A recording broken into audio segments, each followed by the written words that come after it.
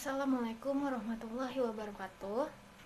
Kami dari kelompok 9 yang terdiri dari saya, Delia Octaviani, dan kedua teman saya akan mempresentasikan tentang aspek operasi dalam studi kelayakan bisnis. Aspek teknis atau operasi juga dikenal sebagai aspek produksi. Penilaian kelayakan terhadap aspek ini sangat penting dilakukan sebelum perusahaan dijalankan.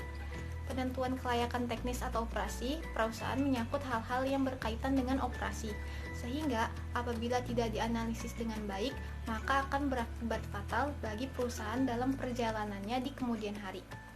Hal-hal yang perlu diperhatikan dalam aspek ini adalah masalah penentuan lokasi, luas produksi, tata letak atau layout, penyusunan peralatan pabrik, dan proses produksinya termasuk pemilihan teknologi.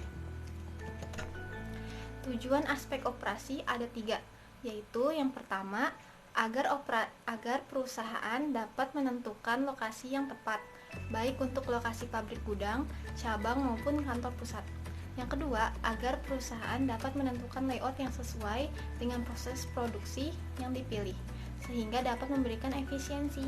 Dan yang ketiga, agar perusahaan bisa menentukan teknologi yang paling tepat dalam menjalankan produksinya. Saya Delvia Gita Marlina, saya dari kelompok 9. Saya akan menjelaskan tentang penentuan lokasi usaha. Prioritas utama dari aspek operasi adalah menganalisis masalah penentuan lokasi. Pemilihan lokasi sangat penting mengingat apabila salah dalam menganalisis akan berakibat meningkatkan biaya yang akan dikeluarkan nantinya. Dalam memilih lokasi tergantung dari jenis usaha atau investasi yang dijalankan. Terdapat paling tidak 4 lokasi yang dipertimbangkan sesuai keperluan perusahaan, antara lain lokasi untuk kantor pusat, lokasi untuk gudang, lokasi untuk pabrik, dan lokasi untuk kantor cabang. Membangun suatu bisnis, kalau tidak ada tenaga kerja, tidak akan berjalan dengan baik. Jadi 4 komponen ini harus berjalan, harus ada semua, seperti itu. Jadi tenaga kerja itu sangat menunjang untuk suatu bisnis kita, karena tenaga kerjalah yang menentukan maju atau tidaknya suatu bisnis kita. Nah, yang kedua yaitu metode perbandingan biaya.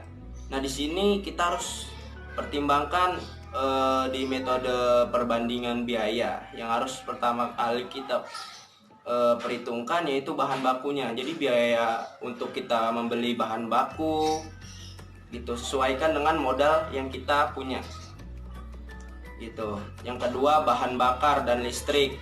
Yang ketiga biaya operasi, biaya umum dan biaya lainnya. Jadi biaya itu memang harus kita pikirkan. Jadi modal kita itu cukup tidak untuk melakukan suatu bisnis. Misalkan modal kita ya pokoknya harus sesuai, kita harus pertimbangkan semuanya. Terus yang ketiga yaitu faktor analisis ekonomi. Yang pertama biaya sewa, yang kedua biaya tenaga kerja, biaya pengangkutan, biaya bahan bakar, pajak, perumahan, sikap masyarakat dan lain-lainnya.